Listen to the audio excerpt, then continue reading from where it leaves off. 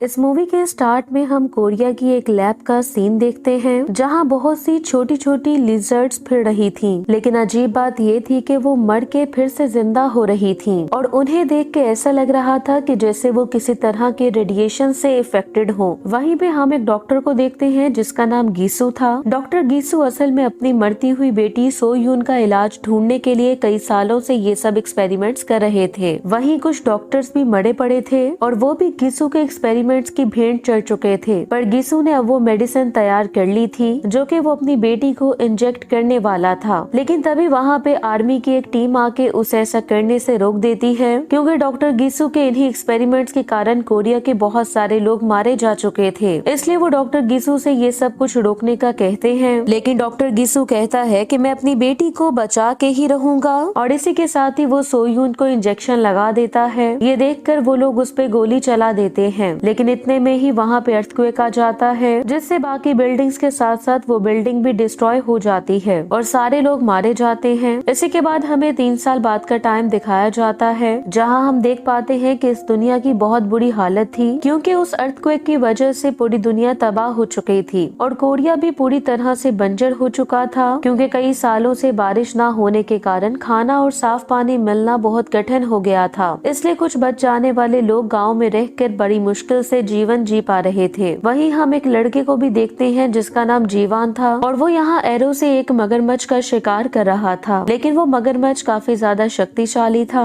इसलिए उस पर उस एरो का कोई असर नहीं होता और वो जीवान पे अटैक कर देता है। लेकिन इससे पहले कि वो जीवान को मारता तभी वहाँ उसका साथी नामसेन आ जाता है। वो उस मगरमच्छ का सर काट देता है और जीवान को बचा लेता है। जिसके बाद हम सोना नाम की लड़की को देखते हैं जो कि अपनी दादी के साथ रहती थी। यहाँ हम देख पाते हैं कि उनकी हालत काफी ज्यादा खराब थी और वो लोग पीने के लिए भी गंदा पानी यूज करते थे। दूसरी तरफ हम नामसेन और जीवान को देखते हैं और हमें पता चलता है कि वो दोनों मिलकर खतरनाक जानवरों का शिकार इसलिए करते थे ताकि वो जरूरत की कुछ चीजों के बदले उन जानवरों का मीट मार्केट में बेच सके। तभी सोना अपनी दादी के साथ वहाँ आती है जो कि नामसेन से मिलने आई थी। सोना नामसेन को अपनी बनाई हुई पेंटिंग देती है जिसके बदले नामसेन उसे एक बड़ा गोश्त का टुकड़ा दे देता है। असल में 3 साल पहले अर्थक्वेक में नामसेन ने ही सोना की जान बचाई थी और वो उसे अपनी बहन मानता था। यहाँ हमें ये भी पता चलता है कि जीवान सोना को पसंद करता है। वो यहाँ सोना को बताने की कोशिश करता है कि इस मगरमच्छ को उसने अकेले ही मारा है। लेकिन सोना को उसकी बात का बिल्कुल भी यकीन नहीं था। सोना और दादी वापस घर जाने ही लगते हैं कि तभी कुछ गुंडे आके लोगों को परेशान करने लगते हैं। एक आदमी जब उनसे झगड़ा करने लगता है तो वो लोग उसका हाथ काट देते हैं जिससे सभी लोग बहुत ज्यादा डर जाते हैं। तभी एक गुंडा सोना के साथ बदतमीजी करने लगता है। ये देखकर जीवान को गुस्सा आता है और वो उन गुंडों पे अटैक कर देता है। लेकिन अब क्योंकि वो लोग ज्यादा थे इसलिए वो जीवान को मारने लगते हैं। ये देखकर नामसेन उसे बचाने के लिए आता है इसलिए वो लोग नामसेन पे भी अटैक कर देते हैं। लेकिन नामसेन को इससे कोई फर्क नहीं पड़ता और वो एक एक करके उन्हें मार गिराता है और उनकी काफी ज्यादा पिटाई करता है। तभी उसे पता चलता है कि उन गुंडों को उनके बॉस टाइगर ने भेजा था। जिसके बाद नामसेन उससे पूछता है कि तुम्हें ये साफ पानी कहाँ से मिला है। वो गुंडा उसे बताता है कि ये पानी उन्हें एक अपार्टमेंट से मिला है। नामसेन उसे कहता है कि मुझे तो ऐसा अपार्टमेंट कभी नहीं मिला जहाँ से साफ पानी मिल सके। वो गुंडा बताता है कि वो अपार्टमेंट यहाँ से काफी दूर पहाड़ियों के पास है। ये जानने के बाद नामसेन उन्हें वहाँ से जाने का कहता है और कहता है कि टाइगर को भी मेरा ये मैसेज दे देना कि आज के बाद वो इस जगह आने की कोशिश मत करे, नहीं तो तुम लोगों के साथ साथ उसकी भी गर्दन उड़ा दूंगा। ये सुनकर वो गुंडा कहता है कि हम अपने बॉस को क्या बताएं कि ये सब किसने कहा है। नामसेन जब अपना नाम बताता है तो वो सब लोग काफी ज्यादा डर जाते हैं और जल्दी से वहाँ से भाग जाते हैं। शाम को नामसेन और जीवान जब घर जाते हैं तो उन्हें सोना और उसकी दादी के साथ कुछ लोग दिखाई देते हैं। पूछने पर उनमें से एक औरत जिसका नाम किम था वो उन्हें बताती है कि करीब ही गवर्नमेंट की एक अपार्टमेंट बिल्डिंग है जहाँ वो 20 साल से कम उम्र के नौजवानों को एक सुरक्षित जीवन देने के लिए अपने साथ ले जाने आए हैं क्योंकि वहाँ पे बच्चे पढ़ भी सकते हैं और खाना और पानी का भी वहाँ पे कोई इशू नहीं है। जबकि ये फैसिलिटीज न सिर्फ उन नौजवानों बल्कि उनके परिवार को भी मिलने वाली थी। साथ ही वो बताते हैं कि वो जगह बिल्कुल सुरक्षित है क्योंकि उनकी टीम में एक्स मिलिट्री ऑफिसर्स भी हैं जो कि उन्हें बाहर के हमलावरों से प्रोटेक्ट करते हैं। ये सुनकर सोना की दादी उनकी बात मान जाती है और उनके साथ जाने के लिए तैयार हो जाती है। वहाँ से जाने से पहले सोना जीवान को भी उसकी बनाई हुई पेंटिंग देती है जिसे देख के जीवान काफी ज्यादा खुश हो जाता है। रात होते ही दादी और और सोना उन लोगों के साथ अपार्टमेंट बिल्डिंग जाने के लिए निकल पड़ते हैं। उन लोगों के साथ आसपास के इलाके से चुने गए और भी बहुत से लोग थे जो कि अपार्टमेंट बिल्डिंग जा रहे थे। वहीं पे सोना की मुलाकात ली नाम की एक लड़की से होती है और वो दोनों अच्छी दोस्त बन जाती हैं। दूसरी तरफ हम गाँव में नामसन और जीवान को देखते हैं जो कि सोना और दादी के जाने से दुखी थे, इसलिए वो लोग अपना मूड ठीक करने के लिए शिकार के लिए निकल जाते हैं। दूसरी तरफ हम दादी को देखते हैं जिनके पैरों में दर्द होने लगा था, जिसकी वजह से वो लोग दादी को मेडिकल सेंटर में भेज देते हैं और खुद आगे बढ़ते हैं। थोड़ी दूर जाने पर उन्हें उनकी गाड़ी मिल जाती है। ये देख के सोना को शक होने लगता है, इसलिए वो उन लोगों से पूछने लगती है कि अगर उनकी गाड़ी इतनी ही करीब थी तो उन्होंने दादी को मेडिकल कैंप क्यों भेजा, जिस पर वो लोग उसे समझा देते हैं कि सुबह होते ही उसकी दादी भी अपार्टमेंट बिल्डिंग में पहुंच जाएंगी। दूसरी तरफ हम नामसन और जीवान को देखते हैं जो कि आपस में बातें कर रहे थे और जीवान को काफी बुरा लग रहा था कि वो अब हर रोज सोना को नहीं देख पाएगा। दूसरी तरफ हम देखते हैं वो लोग सोना की दादी को एक जगह पे ले आते हैं, लेकिन वहाँ पर कोई मेडिकल कैंप नहीं था और तभी वो लोग सोना की दादी को मार डालते हैं। इसी दौरान नामसन और जीवान भी वहाँ पहुँच चुके थे। वो ये सब कुछ होते हुए देख लेते हैं, इसलिए वो उन लोगों पे अटैक कर देते हैं और उन्हें मार डालते हैं, लेकिन तभी वो लोग फिर से जिंदा हो जाते हैं और उन पे अटैक कर देते हैं। जीवान उनमें से एक को जानवरों के जाल में फंसा देता है, लेकिन वो आदमी अपने ही पाँव को काट देता है और जीवान पे फिर से हमला करने लगता है। पर तभी वहाँ एक लड़की आके उसकी हेल्प करती है। उस लड़की का नाम हान था जो कि पहले एक सोल्जर हुआ करती थी। इधर नामसन भी दूसरे आदमी का सर काट देता है जिससे उसकी डेथ हो जाती है और इन लोगों को मारने का यही एक तरीका था। तभी वो लोग दादी को देखते हैं, लेकिन अब काफी देर हो चुकी थी और दादी की डेथ हो चुकी थी। ये देखकर उन्हें सोना की फिक्र होने लगती है। तभी नामसन हान से पूछता है कि वो कौन है और यहाँ क्यों आई है। हान उन्हें बताती है कि जब 3 साल पहले अर्थक्वेक आया था तो ऑलमोस्ट सारी बिल्डिंग्स डिस्ट्रॉय हो गई थी और सारे लोग मारे गए थे, और जब वो लोग सर्वाइवर्स को ढूंढ रहे थे तो उन्हें एक ऐसी बिल्डिंग नजर आई थी जो कि बिल्कुल सही सलामत थी और वहीं पर हमें एक वाटर प्लांट भी मिला था। उस बिल्डिंग के सर्वाइवर्स के साथ मिलके हमने उस जगह को रहने के काबिल बनाया। तभी एक दिन वहाँ एक डॉक्टर आता है जिसका नाम था गिसू। वो डॉक्टर अकेला बचा हुआ था, इसलिए वो हमारे काम आ सकता था, लेकिन कुछ दिनों बाद ही मुझे उसके इविल प्लान्स का पता चल गया था, क्योंकि वो कुछ एक्सपेरिमेंट्स के लिए जिन 18 साल से कम उम्र के बच्चों को अपने साथ ले गया था उनका कई दिनों से कुछ भी अता पता नहीं था। हान जब इस बारे में डॉक्टर से पूछती है तो उसे पता चलता है कि डॉक्टर ने उसके डिपार्टमेंट के लोगों को भी अपनी तरफ कर लिया है और उन पर भी एक्सपेरिमेंट करके ऐसा बना दिया है जिन्हें सिर्फ तभी मारा जा सकता है जब उनकी गर्दन को काट दिया जाए। असल में डॉक्टर ने उन्हें कुछ ऐसे इंजेक्शंस दिए थे जिनसे वो इमॉर्टल हो गए थे। गिसू ने उन्हें बताया था कि इतने बड़े अर्थक्वेक से मैं भी इन्हीं इंजेक्शन से बच पाया हूँ और यही इंसानों का फ्यूचर है, और उसी के लिए गिसू बच्चों पर अजीब से एक्सपेरिमेंट कर रहा था। हान जब बच्चों के बारे में पूछती है तो वो लोग उस पर भी अटैक कर देते हैं, लेकिन हान किसी तरह वहाँ से भाग निकलती है। अब हान गिसू को रोकने के लिए उन दोनों से हेल्प मांगती है। ये सुनकर जीवान गुस्से से पागल हो जाता है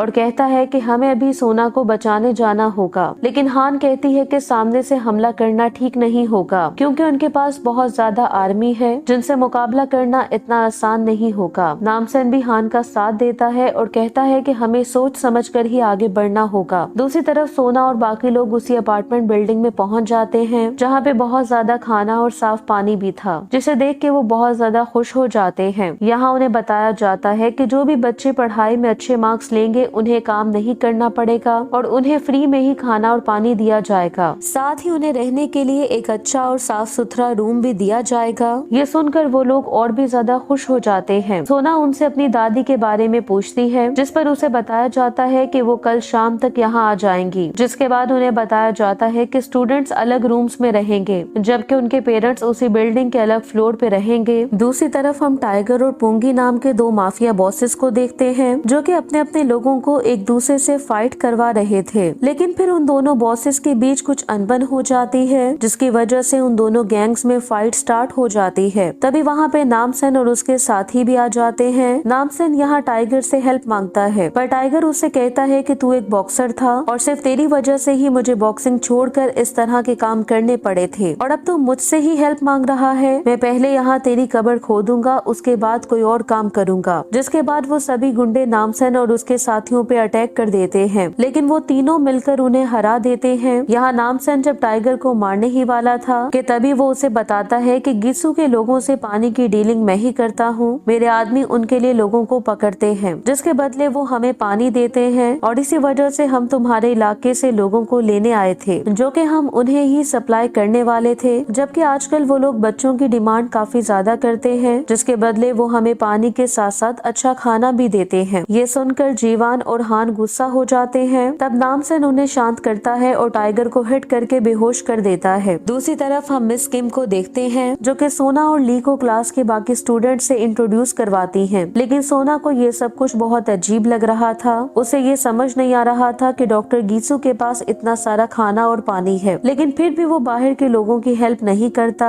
सोना एक बार फिर उनसे अपनी दादी के बारे में पूछती है, जिस पर वो लोग उसे बताते हैं कि उसकी दादी की तबीयत खराब हो गई थी, जिसकी वजह से उनका ट्रीटमेंट हो रहा है, इसलिए 2-3 दिन बाद वो उनसे मिल सकती है। जिसके बाद डॉक्टर गीसू उससे कहता है कि तुम ये सारा पानी पी लो, क्योंकि ये हर किसी को नहीं मिलता। लेकिन सोना को रियलाइज हो चुका था कि इस पानी में कुछ है, जिसकी वजह से वो सब लोगों को ये पीने के लिए मजबूर कर रहा है। इसलिए सोना ना तो खाना खाती है और ना उस पानी को पीती है। जिसके बाद हम देखते हैं कि डॉक्टर गीसू ली से पूछता है कि क्या तुम मेरी रिसर्च में मेरी हेल्प करोगी। ली उससे कहती है कि हाँ, क्यों नहीं। तो गीसू उससे कहता है कि तुम इस क्लास के बाद मेरी लैब में आ जाना। नेक्स्ट सीन में हम देखते हैं कि डॉक्टर गीसू सार्जेंट कॉम को एक इंजेक्शन लगाता है, जिससे उसकी बॉडी में ऐसी पावर आ जाती है जिससे वो बिना कुछ खाए और पिए रह सकता था। जबकि इधर सोना वहाँ से भागने लगती है, क्योंकि उसे पता चल चुका था कि ये लोग बिल्कुल भी ठीक नहीं हैं। दूसरी तरफ हम वाटर प्यूरिफायर एरिया में ली के पेरेंट्स को देखते हैं, जो कि अपनी बेटी से मिलने के लिए हंगामा करने लगते हैं, जिसकी वजह से गीसू और कॉम को भी वहाँ जाना पड़ता है। ली के पेरेंट्स बहुत ज्यादा परेशान थे और अपनी बेटी से मिलने की जिद कर रहे थे, जिसकी वजह से डॉक्टर गीसू उन्हें अपनी लैब में ले आते हैं, जहाँ वो ली पे एक्सपेरिमेंट परफॉर्म कर रहा था। ये सब कुछ देखकर उन्हें समझ आ जाता है कि ये लोग इंसान नहीं बल्कि हैवान हैं, जो कि अपने फायदे के लिए हमें यहाँ पर लेकर आए हैं। डॉक्टर गीसू उन्हें समझाता है कि मैं अपनी बेटी को फिर से जिंदा करने वाला हूँ और इसमें आपकी बेटी मेरा साथ दे रही है, क्योंकि ये बच्चे ही हमारा आने वाला फ्यूचर है, जिसके लिए आपकी बेटी का ये सेक्रीफाइस हमेशा याद रखा जाएगा। ये सुनकर ली के पेरेंट्स बहुत ज्यादा डर जाते हैं और अपनी बेटी के सर पर लगी हुई डिवाइस को हटा देते हैं, जिसके कारण ली की डेथ हो जाती है। ये देखकर गीसू गुस्से से पागल हो जाता है और ली के पेरेंट्स को भी जान से मार डालता है। सोना भी वहीं पर थी, जो कि छुप के ये सब कुछ देख रही थी। वो यहाँ से भागने से पहले ली को अपने साथ ले जाने के लिए वहाँ आई थी, लेकिन अब उसे सारी सच्चाई पता चल चुकी थी। तभी गीसू की नजर सोना पे पड़ती है और उसे देख के वो खुश हो जाता है, क्योंकि अपने एक्सपेरिमेंट को पूरा करने के लिए वो अब ली की जगह सोना को यूज कर सकता था। जिसके बाद वो उसे एक्सपेरिमेंट के लिए तैयार करने लगता है। असल में गीसू उन बच्चों के दिमाग से एक खास तरह का केमिकल निकालता था, जिसे वो अपने एक्सपेरिमेंट्स में यूज करके उससे एक सीरम बनाता था, जो कि उन्हें भूख और प्यास नहीं लगने देता था। और इस एक्सपेरिमेंट का सबसे पहला स्टेप होता है वो पानी, जो कि ये सभी बच्चों को पिलाता था। तभी सोना पूछती है कि मेरी दादी कहाँ पर है, जिस पर गीसू उससे कहता है कि हमें इस काम के लिए बूढ़े लोगों की कोई जरूरत नहीं है, मेरे लोगों ने अभी तक उसे मार दिया होगा। जिसके बाद वो सोना के गले को काटने लगता है, जबकि इसी दौरान नामसन टाइगर की हेल्प से अपने साथियों के साथ वहाँ पहुँच जाता है। जिसके बाद हान की हेल्प से वो लोग लैब की तरफ बढ़ने लगते हैं। रास्ते में उन्हें एक रूम में बंद कुछ सोल्जर्स दिखाई देते हैं, जिन पर डॉक्टर गीसू ने अपने एक्सपेरिमेंट्स परफॉर्म किए थे। वो लोग जैसे ही दरवाजा खोलते हैं तो सभी सोल्जर्स उन पे अटैक कर देते हैं, जो कि अब बिल्कुल ज़ॉम्बीज में बदल चुके थे। लेकिन वो लोग किसी तरह करके उन्हें मार गिराने में कामयाब हो जाते हैं। इधर गीसू को जब इस चीज का पता चलता है तो वो नामसन और उसके साथियों को वार्न करता है कि वो चुपचाप यहाँ से चले जाएं, नहीं तो वो उन्हें यहाँ से जिंदा नहीं जाने देगा। जिस पर नामसन उससे कहता है कि वो यहाँ से जरूर जाएंगे, लेकिन सोना को अपने साथ लेकर। जिसके बाद उनकी गीसू के बाकी लोगों से फाइट स्टार्ट हो जाती है, जिन्हें एक एक करके मारते हुए वो लोग आगे बढ़ने लगते हैं। इसी दौरान हान का मुकाबला सार्जेंट कॉम से होता है, जिसमें कॉम हान को बुरी तरह से इंजर कर देता है और उसे बिल्डिंग से नीचे फेंक देता है। इधर गीसू सोना की बॉडी से वो केमिकल निकाल के अपनी बॉडी में इंजेक्ट कर लेता है, लेकिन इससे उसकी तबीयत बिगड़ने लगती है, क्योंकि गीसू स्टूडेंट को पीने के लिए जो पानी देता था उसमें वो कुछ केमिकल मिक्स करता था, ताकि स्टूडेंट की बॉडी में होने वाले बदलाव से पैदा होने वाला एक खास किस्म का केमिकल वो बाहर निकाल सके। लेकिन सोना ने तो उस पानी का एक घूंट तक नहीं पिया था, इसलिए उसकी बॉडी से निकाले गए केमिकल में कुछ भी बदलाव नहीं हुआ था, जिसकी वजह से गीसू की बॉडी में अब उसका रिएक्शन होने लगता है। इधर सार्जेंट कॉम हान को हराने के बाद जीवान की तरफ बढ़ता है, लेकिन जीवान ने मिस किम को पकड़ लिया था। अब इससे पहले कि कॉम उस पे अटैक करता, तभी वहाँ पे नामसन भी पहुँच जाता है। वो जीवान को कहता है कि तुम सोना को ढूंढो, इसे मैं देख लूंगा। जिसके बाद उन दोनों में एक जबरदस्त फाइट होने लगती है। नामसन यहाँ बार बार कॉम को मारता है, लेकिन वो फिर से जिंदा हो जाता है क्योंकि उसने वही सीरम पी रखा था।